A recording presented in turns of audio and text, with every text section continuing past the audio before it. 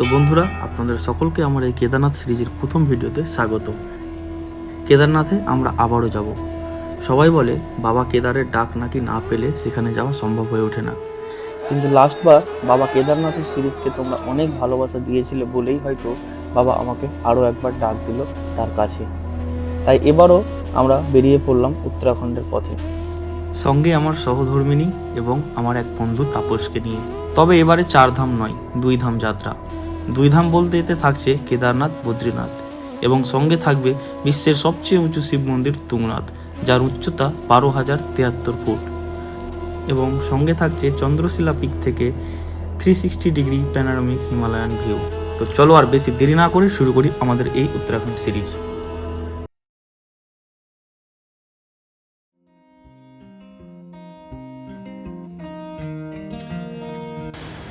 নমস্কার বন্ধুরা, আজকে 19শে অক্টোবর শনিবার, আর এই মুহূর্তে আমরা রয়েছি হরিদ্বারে। বাড়ি থেকে হরিদ্বারের জার্নিটা কীভাবে হলো সেটা একটু পরে দেখাচ্ছি। তো কাল রাত্রে আমরা হরিদ্বারে এসে পৌঁছেছি এবং আমাদের হোটেল হচ্ছে ঠিক এই পাশে, হোটেল ঠাকুর। আর এখন আমরা যাচ্ছি হারকিপৌড়ি ঘাটে স্নান করার জন্য, এবং স্নান করার পরে আমরা যাত্রাটা শুরু করে দেবো বাবা কেদারনাথের উদ্দেশ্যে। সময় 8:22, এখনও তাপস আসেনি, তাপস আসছে। অবশ্য আসলে আমরা একটা টোটো নেব এবং চলে যাব হারকিপৌড়ি ঘাটের দিকে, এবং সেখানে স্নান করার পর আমরা আত্মশুদ্ধিকরণ করে বেরিয়ে পড়ব জয় বাবা কেদারের উদ্দেশ্যে।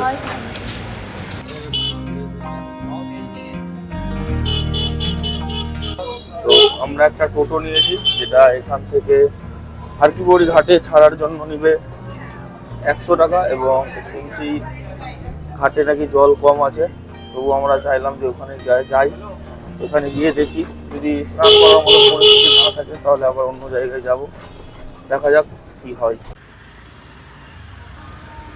আর যতক্ষণ আমরা টোটোতে করে ঘাটে পৌঁছাই ততক্ষণ তোমরা আমাদের হোমটাউন থেকে হরিদ্বার কিভাবে পৌঁছালাম সেটা দেখবে না। আমাদের যাত্রা শুরু হয়েছিল আমাদের হোমটাউন মালদা থেকে। আমাদের ফ্লাইট ছিল সকাল 10টায় বাগডোগরা থেকে দিল্লি, আর আমাদের বাড়ি থেকে বাগডোগরা যেতে সময় লাগে প্রায় 4.5 ঘন্টা।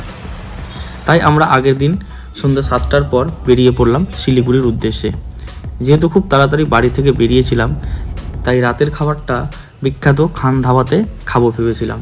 আমাদের লাদাখ সিরিজের ভিডিও যদি দেখে থাকো তবে জানবে যে প্রসূন এবং কল্প এদের থেকেই একজনের রেকমেন্ডে আমি গিয়েছিলাম সেইখানে। তবে সেখানকার খাবার খুব একটা ভালো লাগেনি আমার, তাই আমরা সেখানে অল্প করে খেয়ে আরেকটু এগিয়ে আরেকটা রেস্টুরেন্টে গিয়েছিলাম পেট ভরার জন্য। এবং এসবের ফাঁকে শিলিগুড়ি পৌঁছতে পৌঁছতে রাত্রি 12টা পার হয়ে গিয়েছিল, এবং সেইখানে আমার এক স্কুলের স্যারের ফ্ল্যাটে আমাদের থাকার ব্যবস্থা ছিল। পরের দিন খুব সকালে আমরা বেরিয়ে পড়লাম বাগডোগরা এয়ারপোর্টের উদ্দেশ্যে। আমাদের এই উত্তরবঙ্গটার সৌন্দর্যই আলাদা। পরিষ্কার রাস্তা, রাস্তার 2 পাশে চা বাগান, আর এসব দেখতে দেখতেই আমরা পৌঁছে গেলাম এয়ারপোর্টে।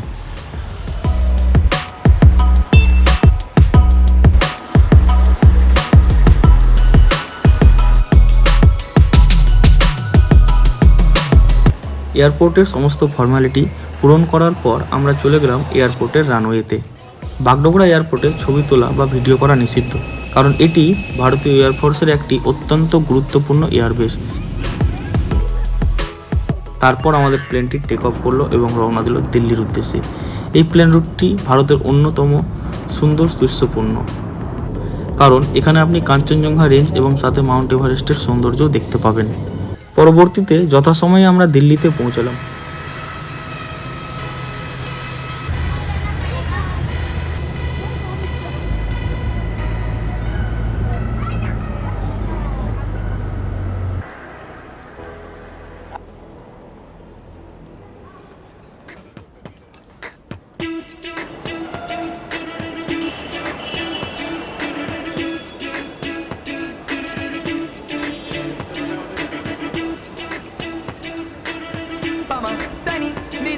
দিল্লির এয়ারপোর্ট থেকে আমরা প্রি বুকড ক্যাব নিয়ে চলে গেলাম হরিদ্বারের দিকে।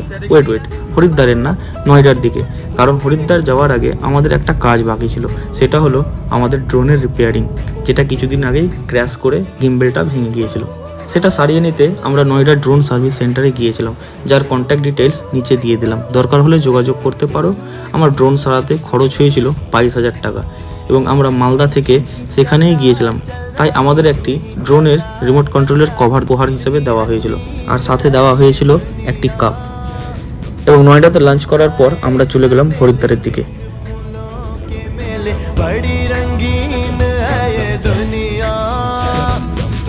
হরিদ্বার পৌঁছতে পৌঁছতে আমাদের সন্ধে হয়ে গিয়েছিল।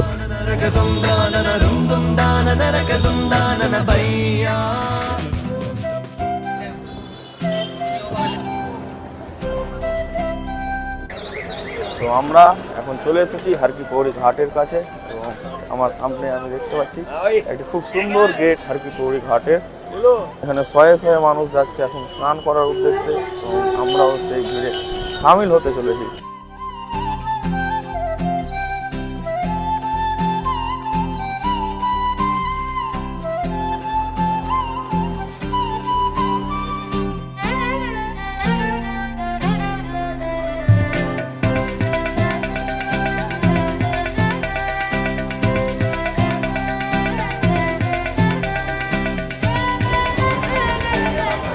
তো এখন আমরা হার কি পৌড়ি ঘাটে একদম পৌঁছে গিয়েছি, আর এখানে এসে একটু ড্রোনটা উড়াতে চাইলাম, কিন্তু প্রত্যেকেই এবং এমনকি প্রশাসনের লোকও বারণ করলো যে না, ড্রোন উড়ানো এখানে অ্যালাউ নেই।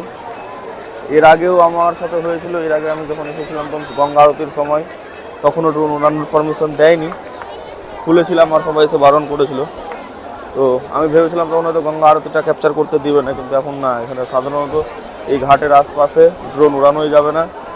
এর আগের বার আমি ড্রোন শটটা নিয়েছিলাম এখান থেকে, পিছনে একটা ঘাট আছে যেটা ফাঁকা সাধারণত থাকে ওইখানে, কিন্তু এখন এইখানে হলো না যদিও।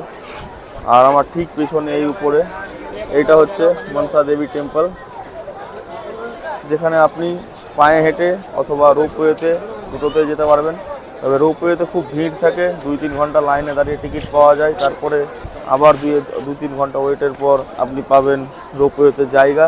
আর এই সাইডে আছে চণ্ডী দেবী টেম্পল, যদিও এখান থেকে দেখা যাচ্ছে না, তবে এই সাইডটাই পড়বে। चलिए झट से नहाते हैं और नहाने के बाद यात्रा की शुरू करते हैं।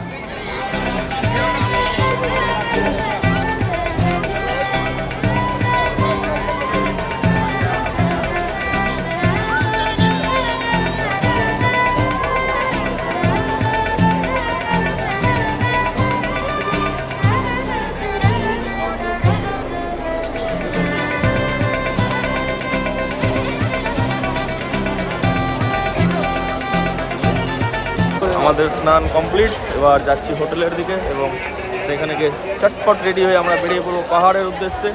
তো হার কি পৌড়ি ঘাটে আপনি ভোরবেলা থেকে শুরু করে সন্ধ্যে 7টা-8টায় সব সময় লোক পাবেন স্নান করার জন্য, এবং এই জায়গাটা খুব জনসমাগম থাকে, আমি এর আগেও এসে দেখেছি। আর সন্ধ্যাবেলার পরিস্থিতি, মজা বা ভিউটা একদমই আলাদা থাকে।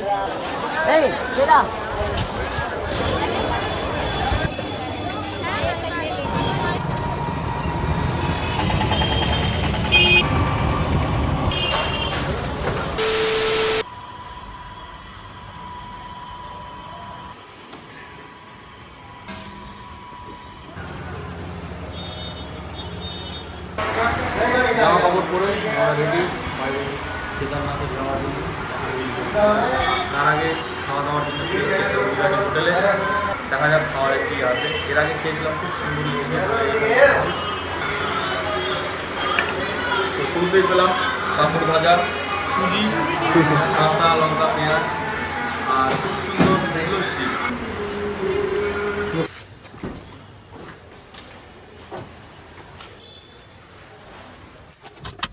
বলো।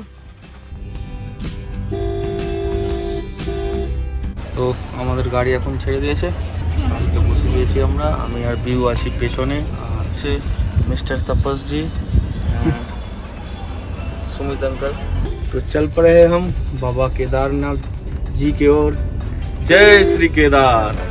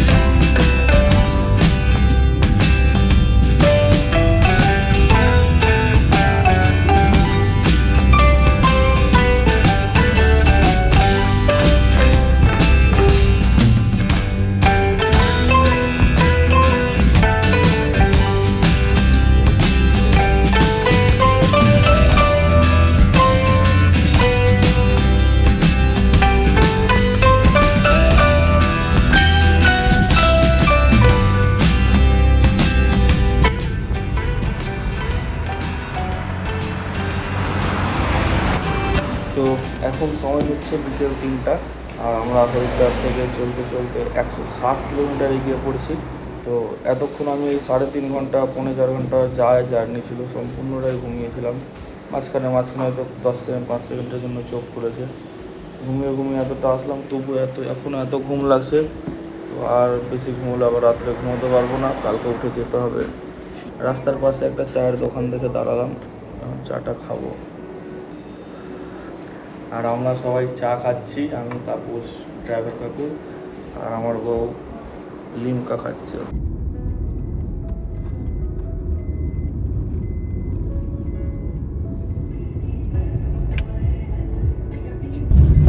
তো চা খেয়ে শরীরটাকে থোড়া রিফ্রেশ করে নিয়ে আমরা আবার বেরিয়ে পড়েছি। এবার একটু আমেজ লাগছে গাড়িতে যেতে, না তো তখন একদম ঘুমের ঘোরে পাগল ছিলাম। এখন 4-5টা উপভোগ করছি আর যাচ্ছি সেই পাহাড়। আর প্রিয়, তুমি কি করলা?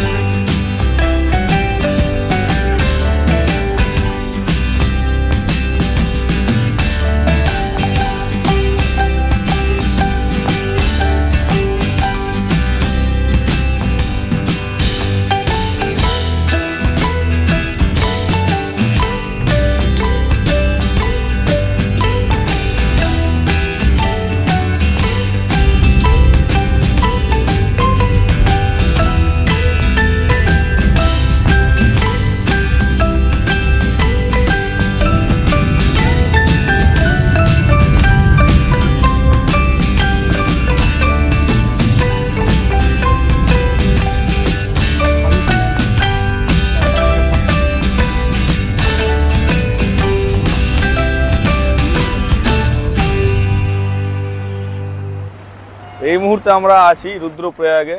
রুদ্রপ্রয়াগ এখানে একটি আলাকনন্দা এবং মন্দাকিনী নদীর প্রয়াগ বা সঙ্গম হয়েছে, সেই জন্য এই জায়গাটার নাম রুদ্রপ্রয়াগ।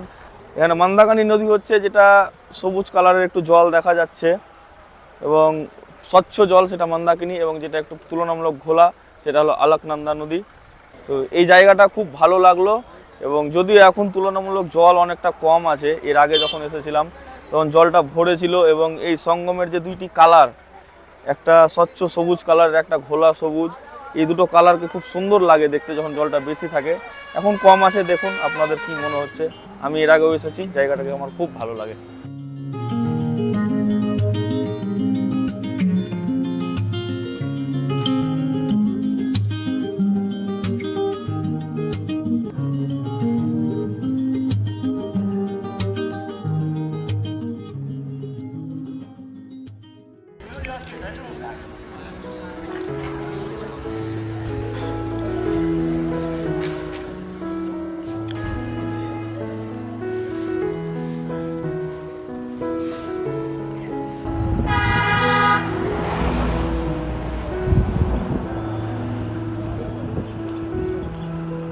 পরের পর্বে আমরা দেখব কিভাবে আমরা কেদারনাথের যাত্রা শুরু করি। কেদারনাথ হাঁটা পথের যাত্রা, ঘোড়া, পিঠু, পালকি সম্পর্কিত সব তথ্য, এবং সাথে থাকবে সেই দিনের কেদার বাবার বিশেষ দর্শন এবং পূজা সম্পন্ন করার অভিজ্ঞতা। তো দেখা হবে সেই ভিডিওতে, ততক্ষণের জন্য বাই। আবারও বলি, ভিডিওটি ভালো লেগে থাকলে একটা লাইক এবং চ্যানেলটিকে সাবস্ক্রাইব করে দিতে অবশ্যই ভুলবেন না। এবং যাদের ফ্যামিলি মেম্বার, বন্ধু বান্ধবরা কেদারনাথ যাওয়ার জন্য ভাবছে, তাদের এই ভিডিওটি শেয়ার করে দিলে তারা অবশ্যই উপকৃত হবে।